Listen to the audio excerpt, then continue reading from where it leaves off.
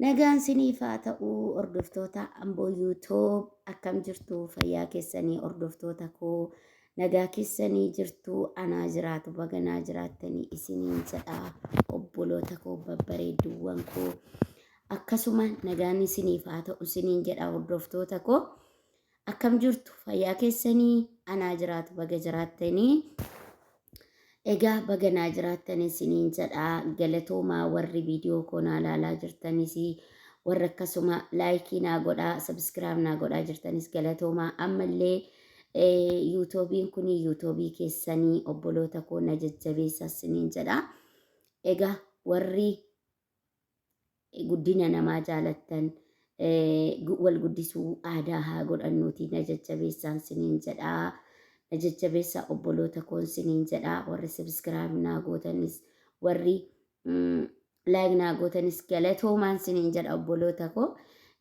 wanti immoo har'a viidiyoo nani har'a sinii qabadhee dhufe viidiyoodhuma tokko tokko irraan sinii qabadhee dhufe jechuudha innis obboloota koo dukkanaa'u malee hin bari'u jechuudha namni tokko gaafa rakkate gaafa beela'e gaafa dheebote gaafa fataname malee wanta tokkotti bahuu hin danda'u.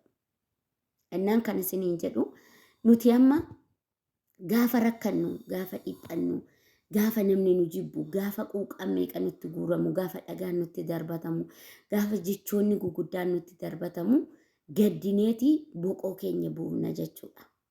Obboloota koo warra si jaalaturra warra si faarsurra warra si kabajurra warra si jibbutu akka ati guddattuuf si kakaasa warra jechoota sitti darbatan warra otoo ati hin taane taate siin jedhan warra otoo ati hin goone gooteetti siin jedhan warra otoo ati iddoo ati hin argamne guutuutti argamteetta siin jedhantu irra si jajjabeessa maaliifan kana isiniin jedhe beektu anillee mudannoo kana keessaa jechoota kana keessaa ishii tokko ishii dandamattee dabartee as geesseedha. Akkoon keessan kun jechuudha. Kanaafi ani wanti isiniin jedhu obboleeyyan kiyya shamarranii innaa jechi guguddaan isinitti darbatamu innaa aamilee keessan kan isin boosu isinitti dhufu innaa jechoonni isin hin madaalle isinitti darbatamu maaliif jechi kun natti darbatame hin jedhin ati deemmitii kee fuulduratti hin dhaabin deemsa kee fuulduratti hin dhaabin jechuudha. Deemsa kee ittuma fufii deemi waan gootu sana siifaa ta'u malee ittuma fufiiti hojjedhu. Jechoota namaa si kuffisa oo ta'e jechoota namaa taamilee keessi buusa oo ta'e ati deemuu guddachuu hin dandeessu. Guddachuu hin dandeessu jechuudha namni akkasii yoo jiraattan. Keessattuu shamarran keenya jechoota namaatiin haamileen keessan sin hin bu'in. Gaafa ati guddattu gaafa guddinni kee saffisuu jammaru nama gassi qabuu eegala. Nama si cabsuu eegala. Nama si tuffachuu eegala. Nama dhagaa sirratti guuruu eegala jechuudha. Ilma namaa si cabsuu eegala. Warra si faarsanirra warri si tuffatan sun warri gadi si qaban sun warri si awwaaluuf fiigan suni warra si guddisu keessaa isaan tokko. In tattaafattaka iddoo kuftetti naftu hin kaata jechuudha. Gaafa ati kaate immoo kan duubatti si eegu guutuunsa si fuuldura hiriireeti barcuma sii qaba. Kanaafi shamarran biyya ambaa keessattuu ijoolleen keenya gola madaam keessa jirtan warri afaanan dubbadhu kana dhageessan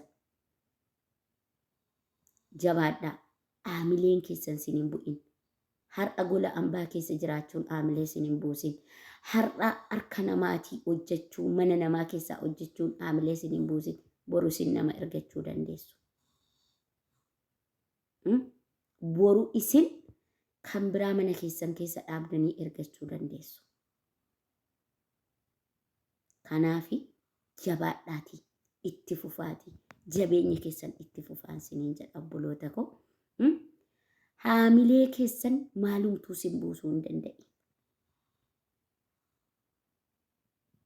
Haamilee keessan eenyumtuu sin jeequun eegalee.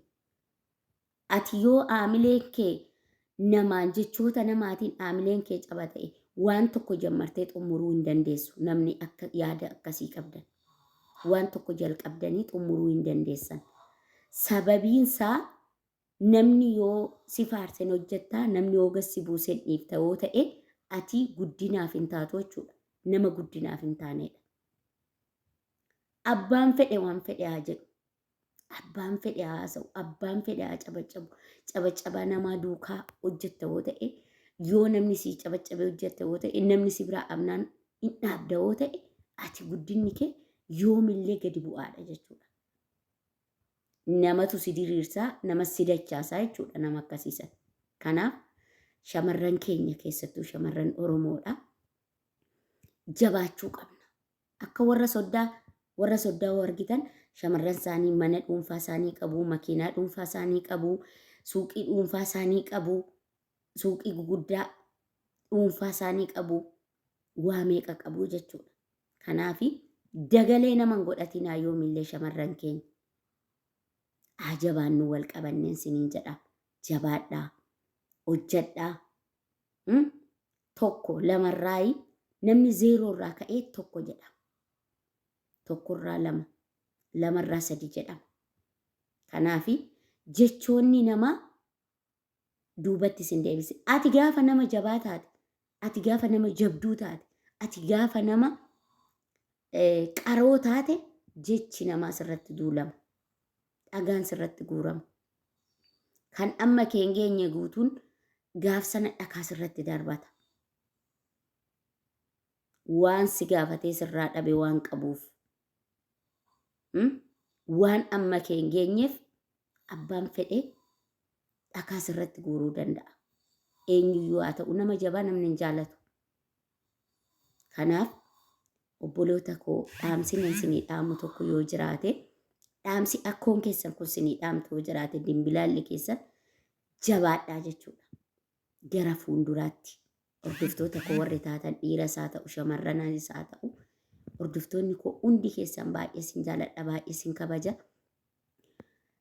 Waan tokko waan naa ta'a jettan tokko gara fuulduraatti malee duubatti irraan deebi'inaa jechuudha. Jechi namaa haamilee nama buusa. Garuu nama cimaa tokko yookaan dubartii cimtuu tokko yookaan dhiira cimaa tokko jechi nama haamilee hin buusu. Gara fuulduraatti waan hojjetu irratti, waan godhu irratti, waan dubbatu irratti ofitti amanamummaadhaan waan godhuufi jechuudha. Kanaaf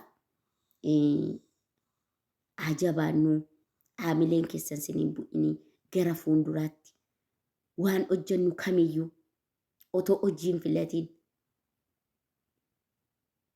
jabaannu siniin jedha obboloota koo. Kanaafi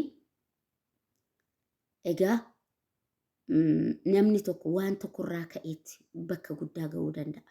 Waan xiqqoorraa ka'eeti. Kanaaf walaa jabeessinuu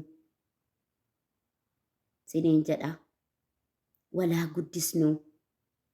Mee guruuppii dhumallee walii dhannee akka warra soddaatti fakkeenyaaf akkuma warra soddaatti warri soddaa teelegiraamii isaanii keessa nama 200 nama 300 walii hidhatanii wal jajjabeessu. Aadaa godhannu mee warra afaan Oromoo haasofnu kun. Yoo duraan illee hin beekne warra soddaa kanarraa illee haa barannu. Ani on bahee waan tokko siniin jedhe tokko soo dhuftee waan tokko jettee maal kana haasofti maal kana jetti otoo hin taane dubbii namni haasa'u keessaa naxibii takka fudhachuu dandeessa. Waan tokko fudhachuu dandeessa. Mudannoo namaarraa nama tokko dubartii tokko shamarree tokko kan mudaterraa amma si mudatutti eegda otoo hin taane amma rakkatutti eegda otoo hin taane amma boochutti eegda otoo hin taane ishii cabderraa ati barachuu qabda. Ishii rakkatterraa ati barachuu qabda. Atis ganaa rakkattee arguu barbaadda otoo hin taane. Atis ganaa dheebottee arguu barbaadda otoo hin taane. Otoo ganaa dhiiraan cabdee arguu barbaadda otoo hin taane. Otoo ganaa jechaan cabdee arguu barbaadda otoo hin taane isa caberraa, isa rakkaterraa, isa miidhamerraa arguu qabda jechuudha. Kanaafi walaa jajjabeessinuu siniin jedha obboloota koo. Hordoftoota koo kanaafuu baay'een sin jaaladha, baay'een sin kabajaa. Har'ammoo haasaan sinii fidee dhufee galatoomaa hedduu sin jaaladha hedduu sin kabajaa kabajamtoota koo halkan gaarii.